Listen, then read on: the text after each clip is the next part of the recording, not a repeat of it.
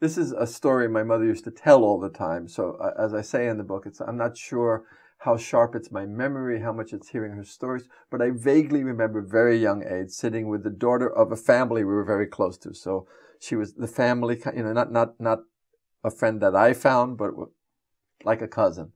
And I said to her, do you believe in God? And her response was, oh yes, and in Mighty Mouse too.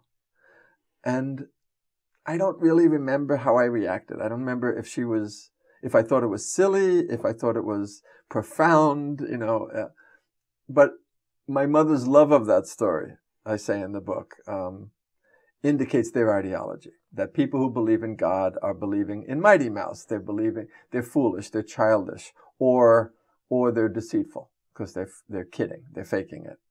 How that accounted for the likes of Martin Luther King or Gandhi or other, profound leaders who they would have cheered for and who they followed, who really derived their inspiration from religious texts and sources and faith.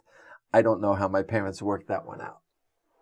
But I was raised with, as I said, that kind of, we the atheists are the enlightened ones.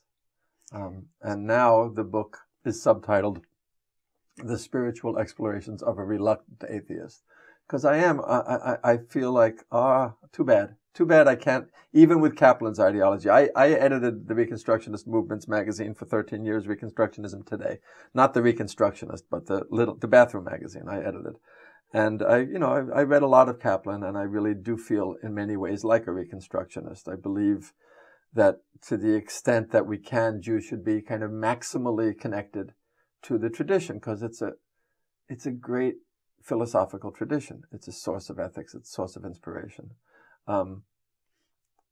But even Kaplan's theology is a bit too much for me.